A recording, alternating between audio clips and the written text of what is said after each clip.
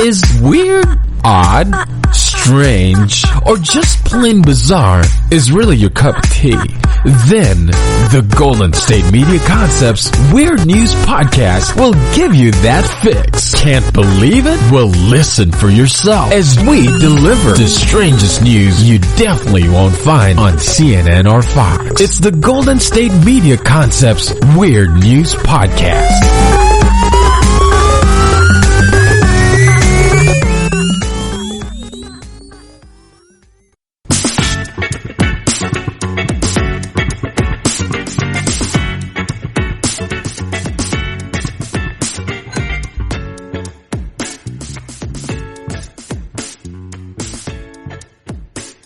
Hello and welcome to the GSMC Weird News Podcast, brought to you by the GSMC Podcast Network. I'm your host, Colleen, and let's just get into some weird news. So while I was perusing the internets, I fell into a hole of K-pop. Now, I've heard K-pop before. I'm not the biggest fan. I love their music videos. I've said this before in a podcast that I am a music video director, producer, and editor. As well as a makeup artist, but I love their music videos because they go all out.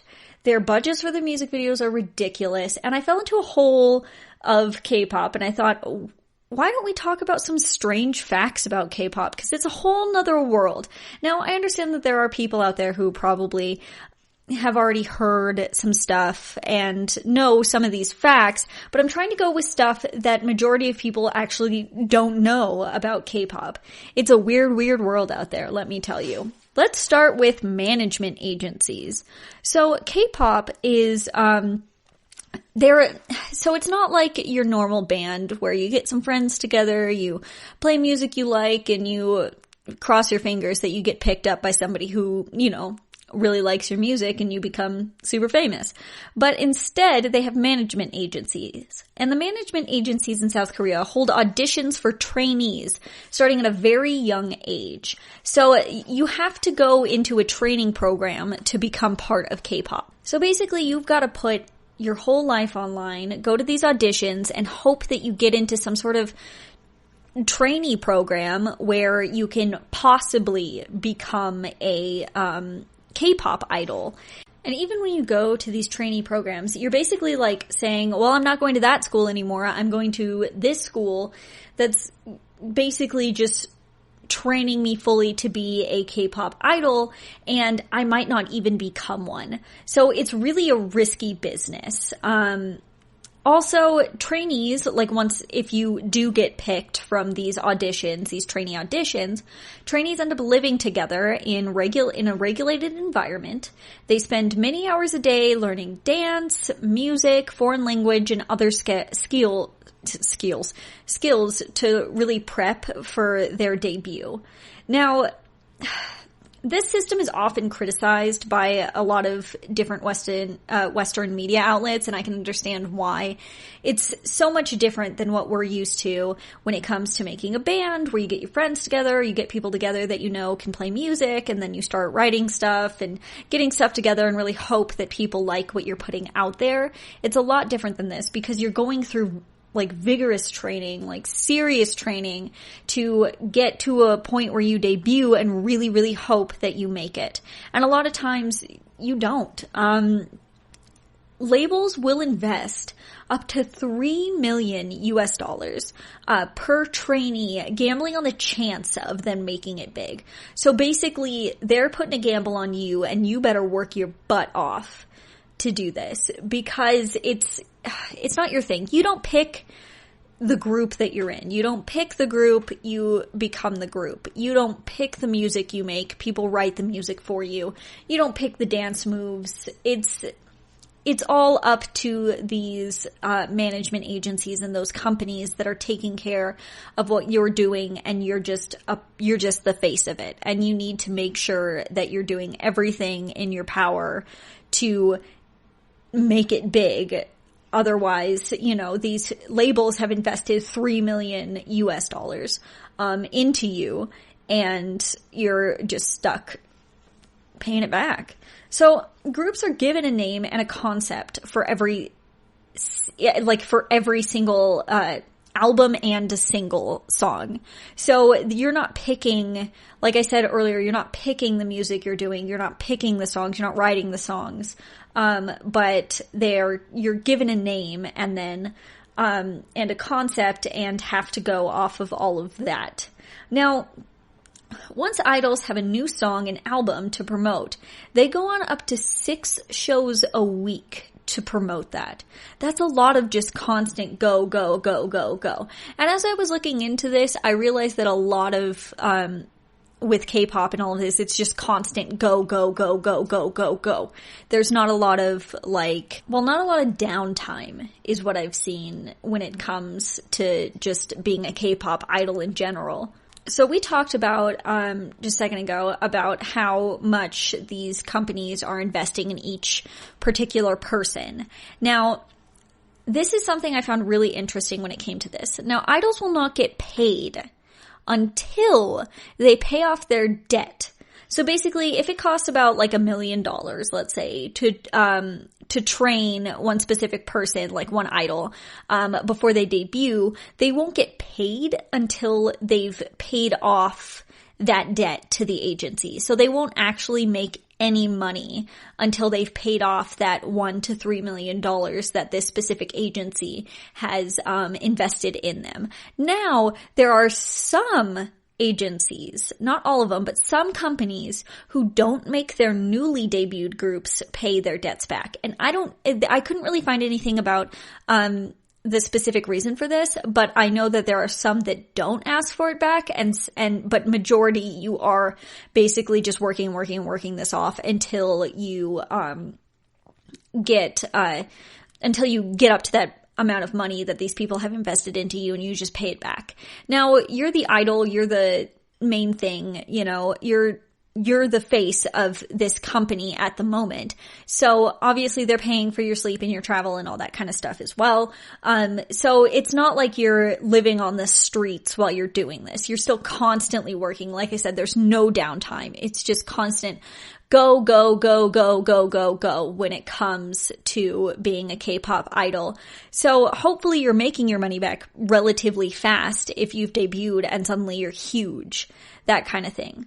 Now, I did say earlier that you're taking such a risk when it comes to going into these trainee camps or what have you, but this is how much of a risk you're taking to try and become an idol. So over 100 groups debut in South Korea every single year. So they're constantly pumping out K-pop groups because this is such a huge part of their media and a huge part of their entertainment money in general. So they're just pumping out groups from these trainee programs, really trying to make one debut and be ridiculously loved throughout Korea, not just Korea, but as it's been going on through the world.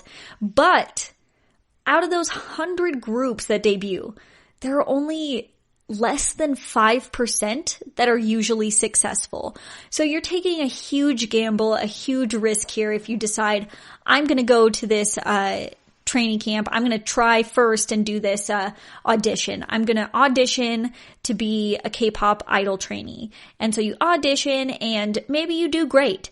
And then now you're just devoted, constantly devoted, nonstop devoted to just this K-pop training camp, which is school plus training plus dancing plus, this and this and this. And it's just this constant go, go, go lifestyle to the point where you're just exhausted all the time, but you're really working hard to try and group or be grouped together into a K-pop group. And if you've been lucky enough to be, fully grouped together into a K-pop group, they're loving you, everything's going good, and then you debut, you've only got less than a 5% chance that your debut is going to be successful enough to make this a full-time career.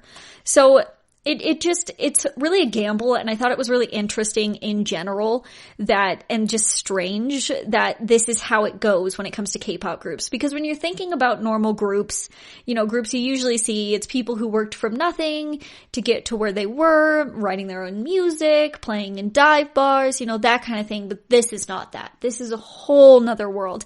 And that's why I really thought this would be a fun topic to talk about today, because there's so many weird things that I'd never heard of that I found in my research that I really like to share with you guys. Now let's take a quick break, and when we come back, we'll talk a little bit more about the weird and strange world of K-pop.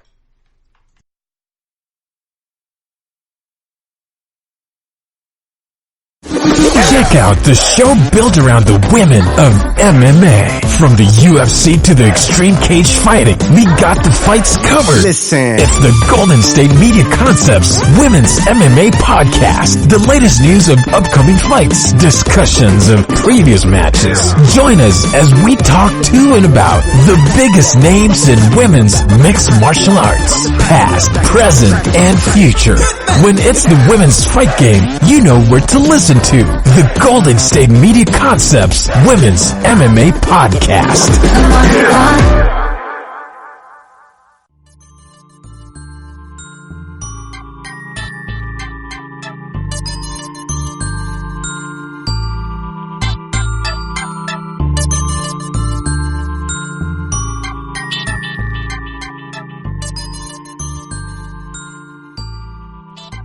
Welcome back to the GSMC Weird News podcast. Now, before the break, and the whole theme of this entire podcast is about the weird world of K-pop. Now, this is more about the K-pop industry than K-pop itself, because I found so many weird things that had to do with the K-pop industry that I had no idea about, and also a lot of people didn't have any idea about.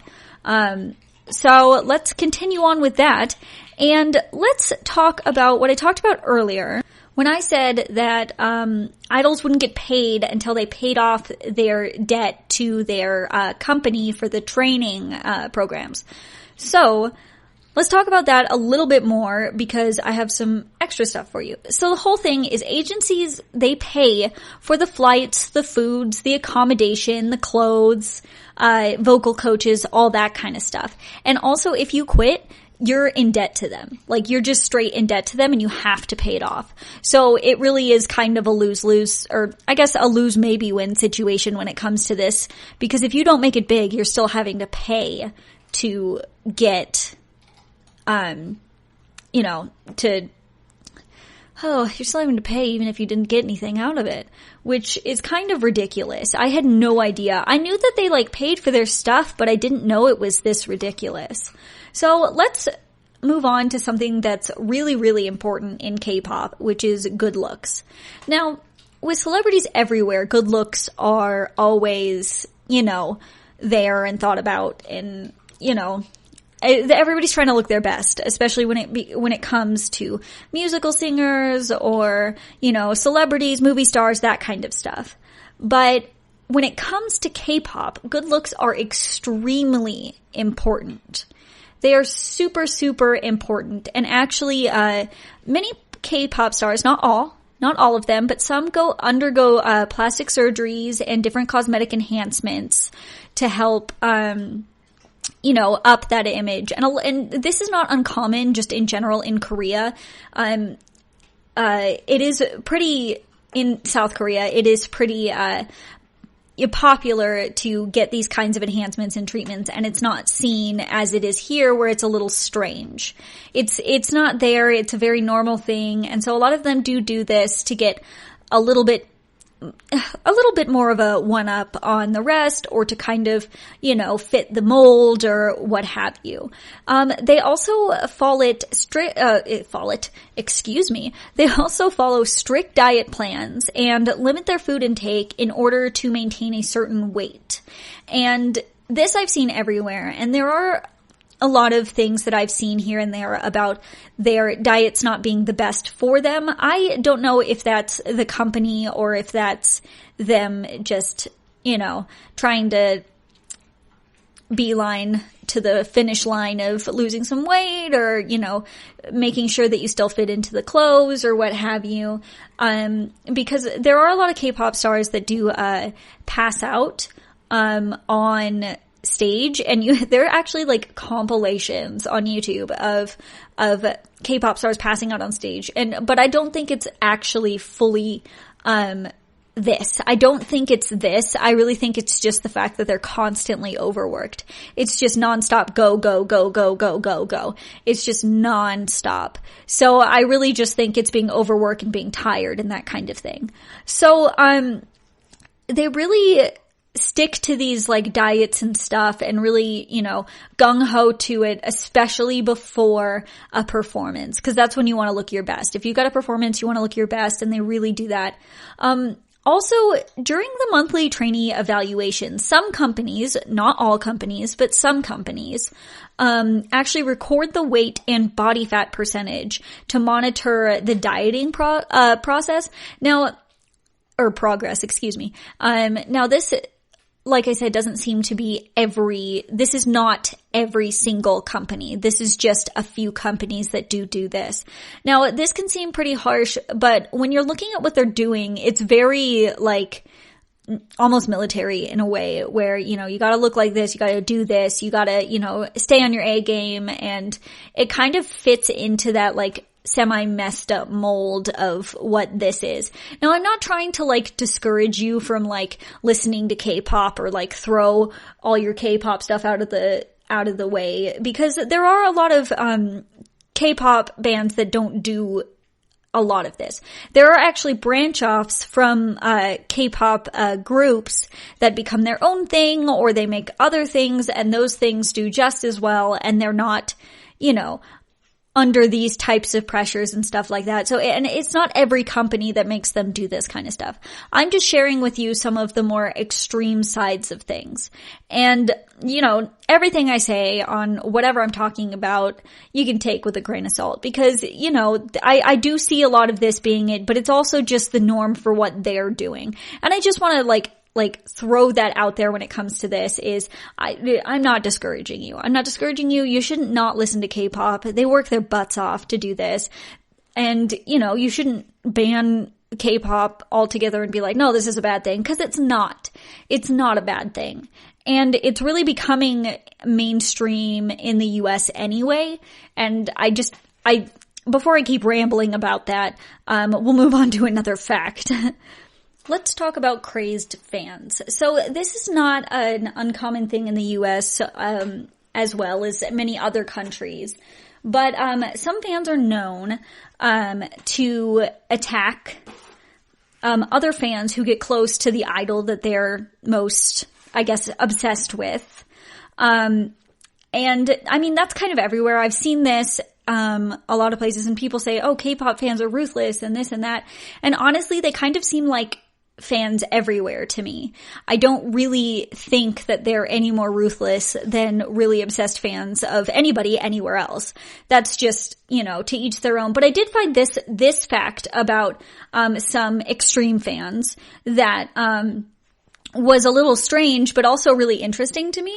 In the most extreme cases, some fans will like stalk their idols, and what they'll do is they'll hire taxi services to like follow their idols around with them in the cars. And apparently this is pretty common and has become a serious problem in a lot of areas, where, you know, people are just hiring these taxi service to follow these idols around. And I thought that was a really interesting way that, you know, people were, I guess, stalking this stuff. Cause you know, I don't know. That's just kind of interesting to me. I thought it was really weird. But also, like I said, the way that when I was researching this, saw their fans acting really kind of reminds me just of any other fan event you'd go to or something where people are screaming the names or rushing the cars or, you know, stuff like that. It really seems so similar to everywhere else. And I wanted to point that out. Like, I wanted to point out the fact that everywhere online they're like, oh, the fans are ruthless and they're crazy, but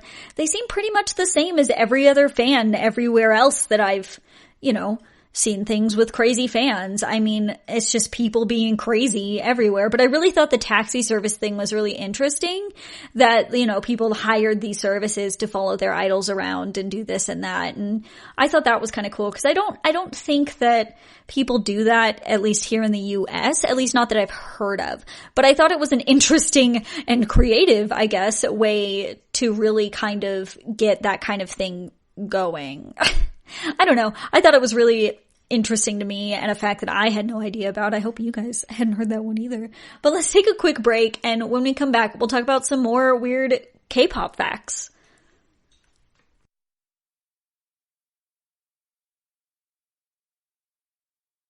This is your ultimate stop for everything sports. The Golden State Media Concepts Sports Podcast. Should I say more? From the NFL, MLB, the NBA to MMA, it's all in here. The Golden State Media Concepts Sports Podcast. Listen now.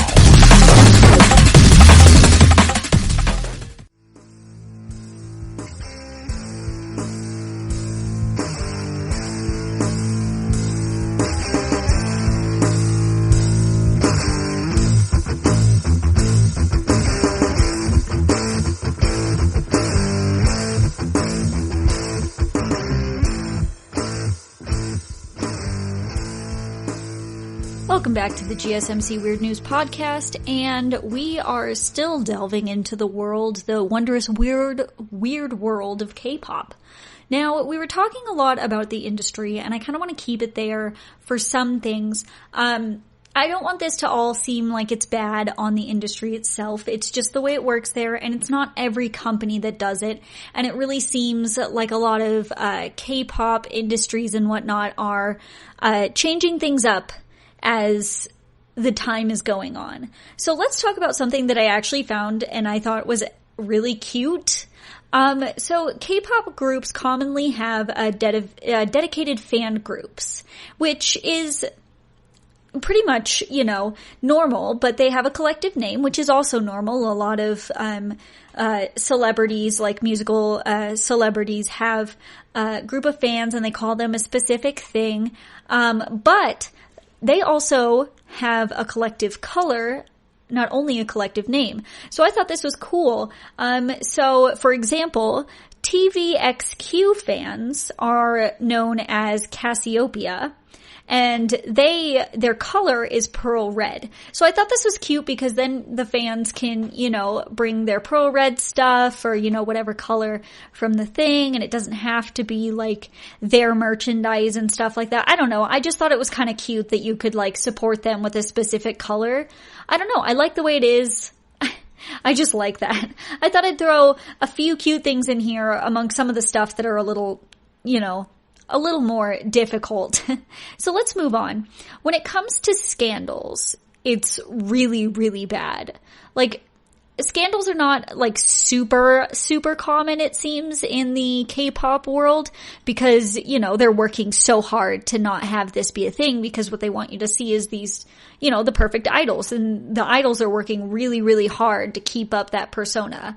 But when it happens, it's really bad because not only will the idol be looked down upon, but the company that represents the idol will also be looked down upon. I thought that was kind of interesting because usually when there's some sort of scandal, which there's always some sort of scandal going on somewhere with celebrities in the US or in other places in the world, you're just looking down upon the celebrity itself. But when it comes to the K-pop version, they're also looking down on the company, and then the company gets a bad name along with the idol as well, no matter what they're doing. And I thought that was really interesting that that's actually something that happens.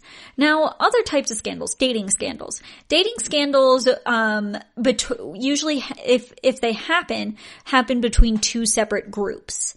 Now, this is an issue because it'll usually erupt in fan wars, like one group of fans from the one group versus the other group of fans from the other group. And this, and these people who are, you know, usually dating and then it's found out or whatever are actually usually forced apart because of this. They don't want scandals. They want everything to look pretty, and that's okay. That's, it's just how it is, and it seems to be just the way it goes.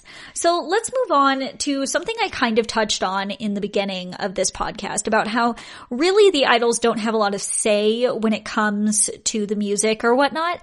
So idols have no say when it comes to the lyrics, the choreography, music, the music videos, clothing, or even hair color. But this is actually becoming less of a thing, and when it comes to solo artists, this is a lot different.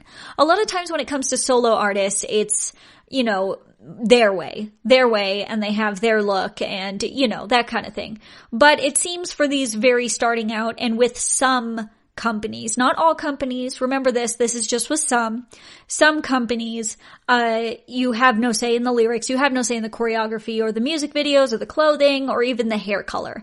I've seen this a lot, with the hair color thing, but that's actually not that uncommon with celebrities in the US when it comes to you don't really have say in your hair color or this and that, because, if you have, if people are like, hey, people are going to love you, but you need red hair. Trust me, you need red hair. You don't want red hair. You never had red hair, but now you're known for your red hair because these companies knew that would really push your image even farther than you have been pushed before. That's just kind of a normal thing that I've seen, not only, like they say, in the K-pop, but this actually happens here too. And it's just not something we really talk about often because that's not what we're looking into. We're really kind of just looking from the outside. We're not looking from the inside. And that's just how that goes. Now, this one I found really interesting, actually, because when you hear the word comeback, you're thinking, oh, that's a band that hasn't made music in years and they're coming back together to make more music or do a last concert or something else. But that's not the case when it comes to K-pop. Comeback is actually a super anticipated word in K-pop because it means a new album or a single. So it's not just they haven't made music in forever. This actually is more along the lines of, they're releasing a new single or they're releasing a new album. And when it comes to promotions that are related to the release, that's actually part of the comeback. So I thought that was kind of cool that when they're gonna release a new album or a new single or something, that's called a comeback. And it's not just related to, something that hasn't happened in a really long time. They actually just use that word to kind of, be like, oh, we're coming back for another album, for another single. And I don't know. I found that really interesting and kind of fun, that they do it that way. And I kind of wish we did that that way in the US, where it's like, hey, look at their comeback. And that really just means another album or another single or more music. And it makes people more excited about that word. I don't know. I really enjoy that. When an idol group or a K-pop group or a single idol or what have you, release that they're having a comeback, fan sites actually will raise money, for around their comeback date, and that money is used in various ways to support their idols. Like the money goes towards comeback ads, meet and greets, and posters and signs and much, much more like that. So I thought that was really interesting too, that it was a lot of the fans that were helping fund the little things like the comeback ads and the meet and greets and more through social media sites, and not just, their companies that are shelling out the money to do it. I thought it was kind of cute, and it really kind of shows how much the fans care about their idols or whatnot, or how much, how good of an experience they want to receive by, spending a little money to give to their favorite idols and hopefully get a better experience that way. I thought that was really nice. It seems like the fans may seem a little crazy when it comes to K-pop and whatnot, like I had said earlier, but it really seems that they're just super supportive and they know what's going on and they know what they do. And I think it's really sweet that they're so supportive and helpful towards these different idols and different groups to really help them out and, shape their way to make this career for them, to make this a thing that they can do as a career. And I think that really is what kind of, I don't know, makes K-pop so special to fans, is because it's not just it's not just, them doing all this stuff and like, here's this and this, but it's fans actually helping out to get them to where they are, which, I mean, fans always help out to get artists to where they are, but this really kind of is one up on that. And I think that's one of the cutest things that I've actually heard when it comes to like fan support just in general. Now let's take a quick break, and when we come back, we'll talk about some more weird stuff about the K-pop world.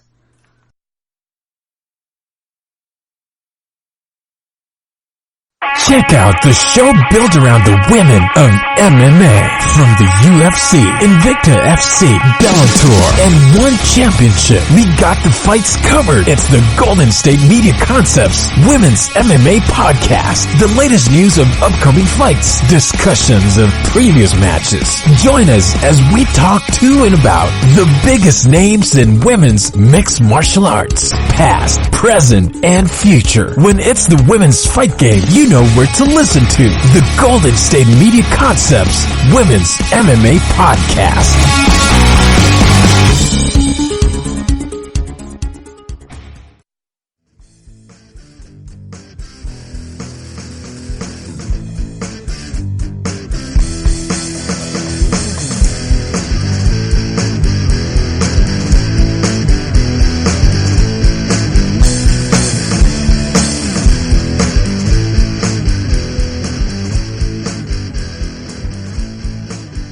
Welcome back to the GSMC Weird News Podcast. Now, this entire podcast and before the break, we've been talking about the strange world of K-pop, because they do things a lot differently when it comes to K-pop versus how they would do things in the US, where I'm from, or in other countries. Now, I thought we would talk about a few K-pop terms. Let's talk about the term OT. Now, apparently, OT stands for one true. It originally meant means how many members are in a group. So, for example, let's say there's a group of 9. They would be referred to as OT 9. But when someone leaves the group, or if a fan doesn't support a certain member of the group, they'll call them or refer to them as OT 8. So I thought this was interesting, and I guess it kind of doesn't really have the same meaning anymore, because people will just refer to them as like the group of 9 is OT 8 if one is sick or one is out or something, when originally it's really for like there's only 8 members or you don't support a member. I don't know. I thought this was really interesting and kind of strange, because I'd never heard this term at all. Even when I was doing my research, I didn't see a lot of this term, but it popped up and I thought I'd throw it in here. Let's talk about another term. Now, this term I saw a lot, and I really didn't understand what it meant until I had to look up like the actual definition for K-pop. So, let's talk about bias. B-I-A-S. A bias is your favorite member of a group. So let's say I'm part of a K-pop group, and I'm your favorite member of that group. You would be a Colleen bias, or your bias for Colleen kind of thing. So that's like your favorite member of a group. And I thought it was weird because I kept seeing bias just thrown around here and there and here and there, and I really couldn't figure it out because I was like, wait, what is that? Wait, what? But I guess it's just like your favorite member. Your bias for this person, I guess. Your bias is me, maybe, or your bias is somebody else, or something like that. I thought that was really interesting. Even just in general that they had their own terms, but I guess everywhere's kind of got their own terms for everything, so it makes sense, excuse me. So I thought I would at least throw them in here for you guys to kind of see, especially if you're like delving into the world, or you're like, this is interesting, so maybe I'll go check out what this K-pop is about, and you see these terms and you don't really understand what they mean. Now let's talk about scouting. So when it came to scouting, we talked earlier about how people would try out for the trainee groups and whatnot like that, and they would be scouted that way. Well, I actually found that, people are actually scouted everywhere when it comes to K-pop, and I found a few funny and really strange ways that some of these people were scouted. So let's start with Twice's Sana, S-A-N-A. I'm going to butcher these names, so I apologize now. So the band is Twice, and Sana is the person who was scouted. Now, she was actually just scouted while shopping in Japan, and once she heard about the company and realized that all her favorite actors and actresses worked for that company, she signed right away. So I thought that one was kind of interesting that she wasn't even in Korea, but this manager scouted her when she was shopping in Japan. Now let's talk about Shinny's Minho, M-I-N-H-O. So he was scouted at a ski resort. He originally declined, but the manager followed him all the way to his home, then to his school, and, continued offering him and asking him until he finally said yes. So this manager was super persistent. I mean, he followed this guy to his school, to his home, from the ski resort, everywhere, until finally the guy was like, okay, I'll go try, I'll do this. And I guess it worked out. Now let's talk about EXO-K's, EXO-K's.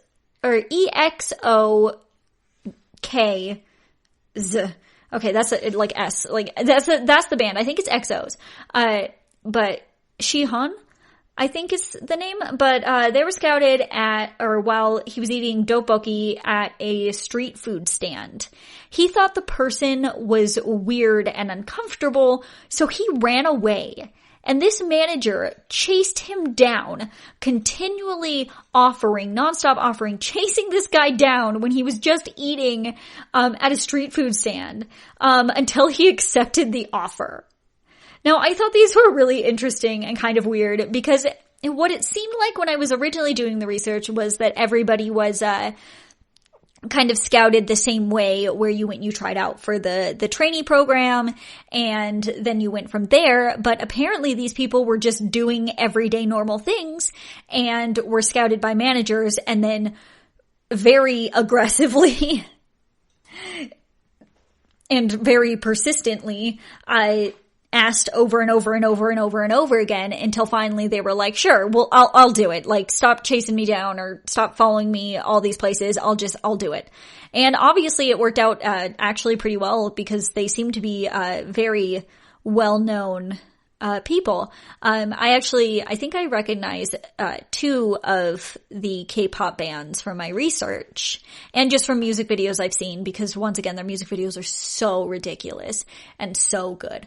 I'll try and post on the @GSMC_Weird News, Twitter and the GSMC Weird News, Facebook page, a few of the most ridiculous, over the top K-pop music videos that I can find, just so you guys can kind of see what I'm talking about.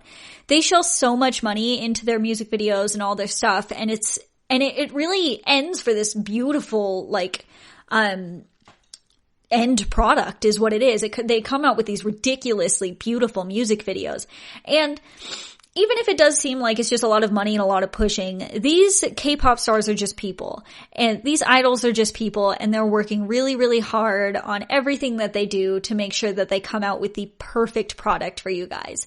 So I've seen a lot of behind the scenes of some of the music videos just because I'm so curious. I'm so curious about behind the scenes when it comes to music videos and movies and all sorts of stuff like that. And they really do seem to do a lot of work. It's a lot of dancing, a lot of choreographing, a lot of work that goes into these music videos that end up just being so stunning and so beautiful. And I really do appreciate what they're doing when it comes to that. I appreciate all the hard work that they put into it, because then it's not just kind of an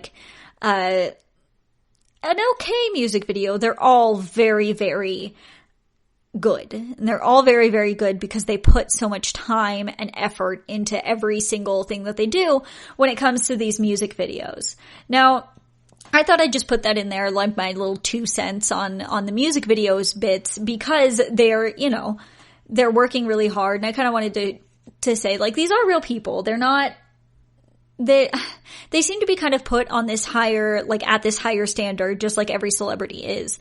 But every celebrity is just another person. They're another person, but they're just doing their job. And their job is obviously different than your job, but different than my job, different than, you know, your neighbor's job. Unless your neighbor's a celebrity, then like good for them. But, you know, it's different. Everyone's just doing their job the way they have to. And when it comes to celebrities, they're just held in a higher standard and more in the public eye than you or I am. And that really, you know, and they work hard to be where they are and do what they do. Sometimes it doesn't seem like it, but a lot of the times, every celebrity, every music artist, all of them, they're really working hard to, you know, be the best and be able to show the world that they are the best at what they do and come up with great products to give to, you know, everybody around. Now let's take a quick break, one more, and when we come back, we'll talk about some more, I don't know, the weird, wondrous world of K-pop.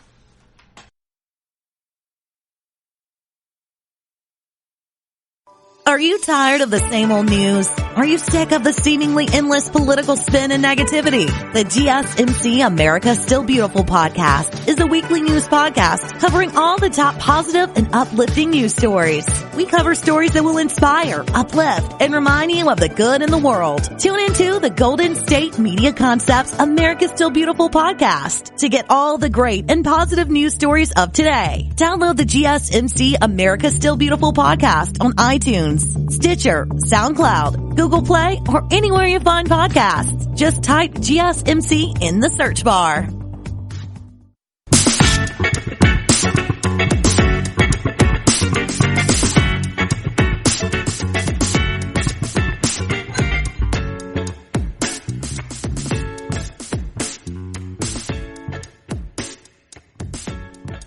Welcome back to the GSMC Weird News Podcast. Now, before the break and this entire podcast, we've been talking about the weird world of K-pop. We've talked about all sorts of things from K-pop. We talked some weird scouting stuff. We talked about trainee situations. And I thought we would talk, let's bring up two things about Girls' Generation, which is a K-pop band. So once Girls' Generation ran 2 miles on foot to reach a scheduled performance at a music show after being involved in a car accident. Now they did this because apparently music shows have a rule that idols who don't show up to a pre-scheduled performance are banned from coming on the show after that. So obviously they were like, we're not getting banned, we're going to do this, and they still performed, which I think is pretty insane.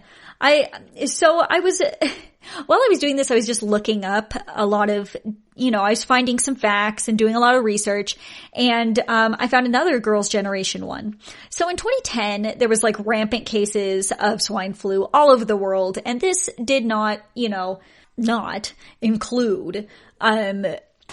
K-pop stars and just Korea. Swine flu was pretty rampant in Korea, and actually a lot of K-pop stars ended up contracting it. Now, since we're talking Girls' Generation, Yuri, who is one of the girls of Girls' Generation, got it, but continued to promote their comeback, as we talked about that term earlier in the podcast, but continued to promote their comeback through the sickness, which is insane because that was some serious stuff. Do you remember the swine flu in 2010? I remember. It was like serious business. Serious business. People were getting real sick. Some people, unfortunately, lost lives. But apparently, a lot of different people, a lot of different idols actually contracted this. H1N1 is the other name for it. But actually contracted this and still continued to promote while being sick with the swine flu. And I thought that was kind of crazy. But I guess that just kind of shows that they're really, passionate about what they do. Now, keeping on with kind of like the theme of weird facts about specific K-pop groups, let's talk about the groups Big Bang and EXO. Now, EXO is spelled EXO, just so you guys know. But they are huge in South Korea, don't get me wrong. But actually, they're viewed more on YouTube by people in Japan and Thailand. So actually their views in general are actually more in other countries than they are from their own countries. I thought that was kind of cool. I've seen I think I've seen music videos from both Big Bang and EXO, and they're ridiculous, so I can understand people being like, wait, what? Let me look at this. So let's move on to a band or a K-pop group called Girls' Day. Now, I thought this was absolutely ridiculous. So there's a member in Girls' Day, and her name is Yura, Y-U-R-A, and her agency actually insured her legs. Yura's legs are insured for $500,000. The agency insured them because they are absolutely flawless. They have no scars, no scratches, no nothing, and so they insured her flawless legs for $500,000. What? I mean, that's ridiculous. I saw a photo of her, and her legs are nice. Yeah, don't get me wrong, but like, their legs are, I don't know if they're worth $500,000, but her legs are very insured, let me tell you. Now let's bring it on back to our girls generation. Now, remember when I said that each group has kind of, besides a name for their fans, they also have a color? Now, I'll post a picture on the @GSMC_Weird News Twitter and the GSMC Weird News Facebook page. But when you go to a concert of a specific group, they hold up like glow sticks of the color, and so it's just, they call it an ocean. So I think Girls' Generation is pink, and so it'd be an ocean of pink. Now, Girls' Generations once had the most historic, as they call it, black ocean ever. Now, a black ocean is when nobody's holding up anything. No one's holding up anything in that color, and it's just complete darkness. Now, apparently the entire crowd boycotted them by going dark for 10 minutes straight. One of the members said it was so uncomfortable and it almost felt like nobody was there. I think that's insane. I couldn't find why they were boycotting them over what, but it was 10 minutes of complete darkness. Now, like I said, I'll post a picture on the @GSMC_Weird News Twitter and the GSMC Weird News Facebook page. But when you see this, it literally looks like an ocean of color. And so the opposite is just pure black. Pure nothing. No color. It looks like nobody's there. And so could you imagine standing on a stage where you've had this ocean of pink and you're doing so good, and suddenly 10 minutes, you're still performing, still trying to get through, and nothing. No sounds, just complete silence and no lights. How insane would that be? That would probably be the most uncomfortable thing. I can totally see why one of the members said that it felt like there was nobody there. Like, ooh, that's the last thing I would want, and the last thing that they would want either. They said it was like historic, like one of the longest, what they call black oceans ever. Now let's talk about something that's actually, pretty, I guess, not as well known as most things, which is a lot of the idols are actually not Korean. They just speak Korean, and there are a lot of idols from Thailand and a lot from China and stuff like that. They're not Korean. They're just, they speak Korean, and they've been added into this. Now, this is not an uncommon thing for people to, bring in, non-Korean idols into, Korean, K-pop groups. And, apparently it can become an issue for the members themselves. So there was a former member of EXO who came out and said that he was mistreated and discriminated against for being Chinese. Now, this is not the only one that I've seen this with. I know that there's a member, I can't remember what the group was called, but she's Thai, and apparently a lot of people don't like her for that specific reason and they don't feel that she's right for K-pop. But I think the real thing is people just don't understand that it's way more popular than you think it is for people who are not Korean to be in K-pop bands, to be idols. And I thought that was really interesting that once that comes out, people kind of get a little discriminatory about it, even though there are actually a lot of idols who are not Korean. And I don't think there's anything there's no sort of rule book when it comes to being a K-pop idol. And if there is a rule book, which I really don't think so, I don't think there's anything about having to be Korean in it. I think it's all about, you're living in Korea, you can speak Korean, you're making the music, you're singing the music, you're doing the dance moves, you're doing all of that, and I really don't think it should matter where you come from. And I just think that people don't really pay attention when it comes to that there are a lot of idols that you may think are Korean, but actually aren't. And I thought that was kind of interesting that once it kind of comes out, some people discriminate against them. And I think we need to stop that because why? It's terrible. Never discriminate. Everybody is the same. We are all flesh and muscle and blood vessels and organs. We are all the same, I promise you. We just all look different. And we all have different brains, and that's okay. So let's take a quick break, and when we come back, we'll talk a little bit more about some weird K-pop-ness.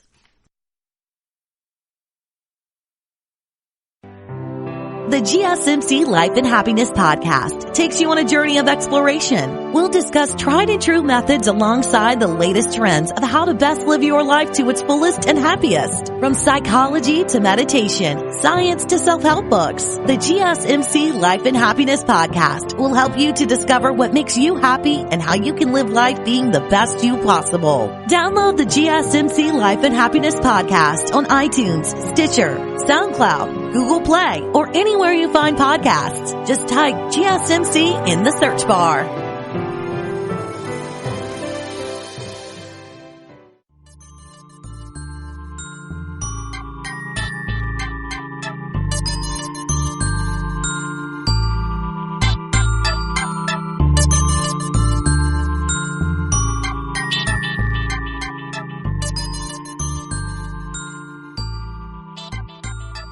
Welcome back to the GSMC Weird News Podcast. Now, we've been talking this entire podcast, and I'm not stopping now, about K-pop, the weird and wondrous and strange world that is K-pop. I really thought that this was a really interesting topic, at least to me, because it's something that I'm not familiar with, and actually a lot of people aren't familiar with. K-pop is becoming really popular in the US, and I really kind of thought that we would embark on this weird journey together as I was embarking on it alone, trying to figure out what it was in the first place. So let's keep on trucking on with more weird K-pop facts. So let's talk about what I was just talking about right before the break, which was how some members, or a lot of members of different idol bands, like different idols of different K-pop bands. There we go. Getting my words out. Always losing my words, but I got it this time. So different idols in K-pop bands are not always Korean. This is a really popular thing, and we were talking about how some members were saying they were discriminated against for being from a different place.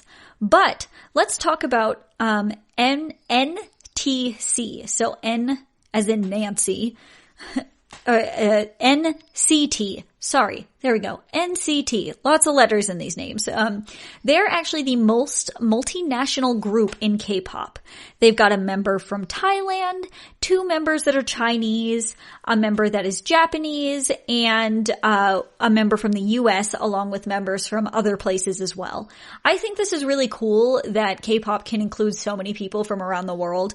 And we did talk about the kind of downside, how people were kind of discriminating a little bit against it, but I really wanted to bring to light that there are groups that are almost full of just people from all different nationalities and all different places, and I thought that was really cool. So you go, NCT. You go with your multinational group.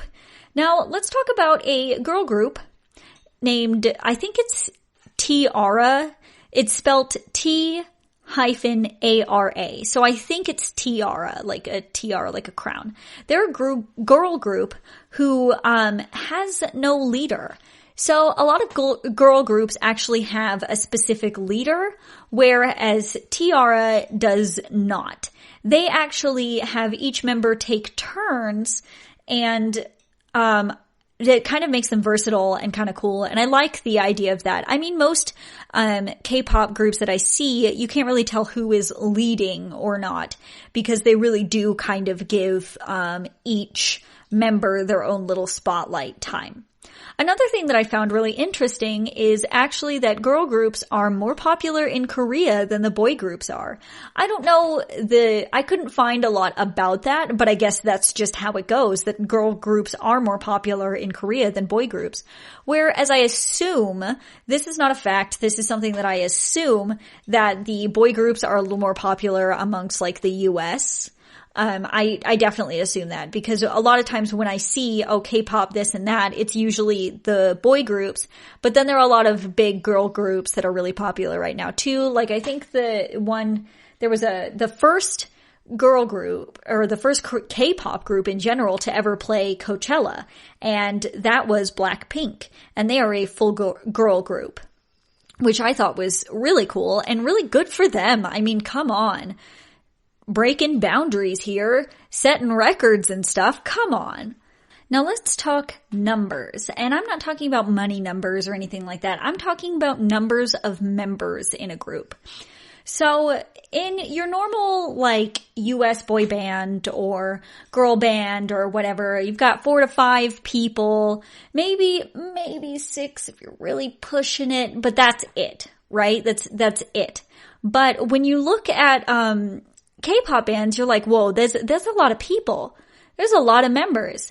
And I want to talk about the ones with the highest number of members. So we talked about NTC. That was the most multinational group in K-pop. And they actually have technically 21 official members.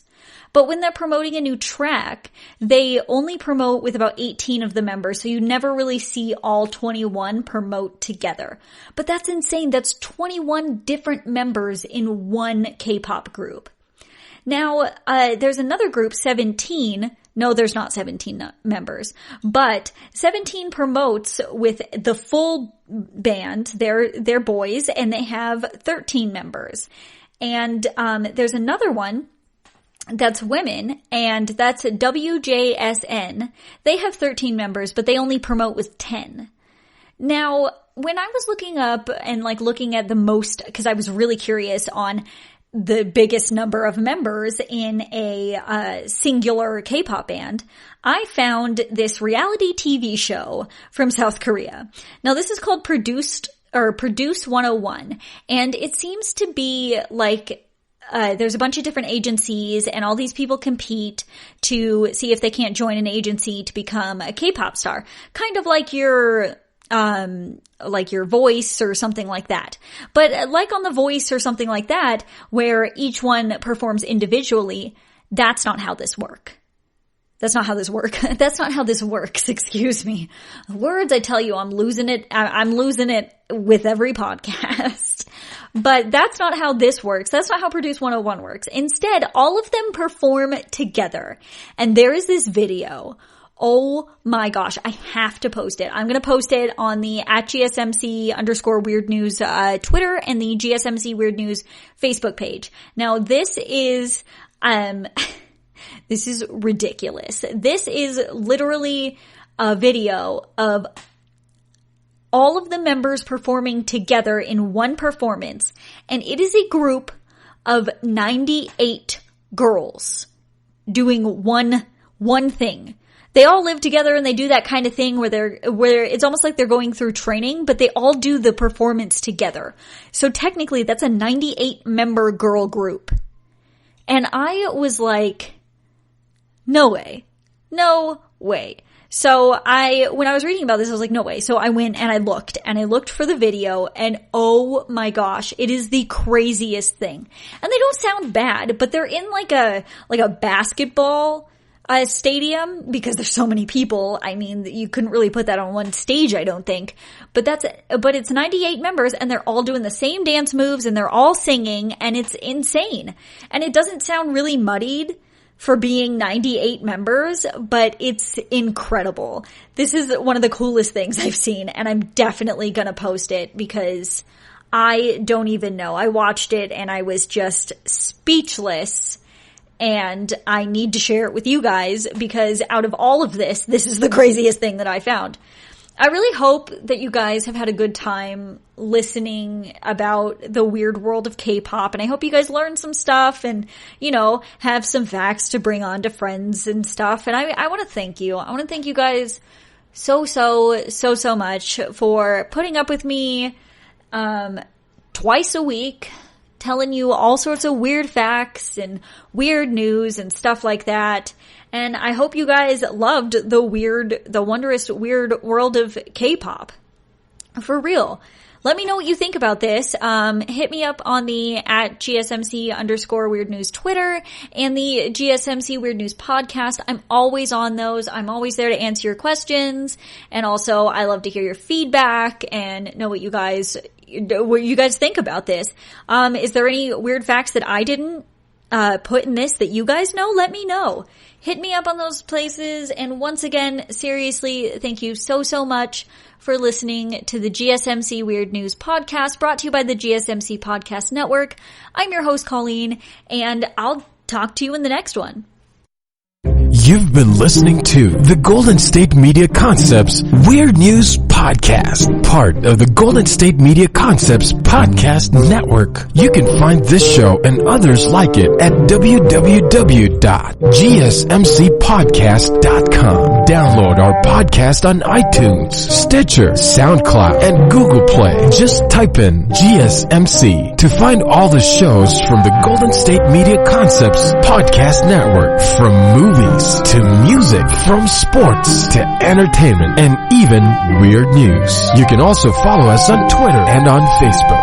Thank you, and we hope you have enjoyed today's program.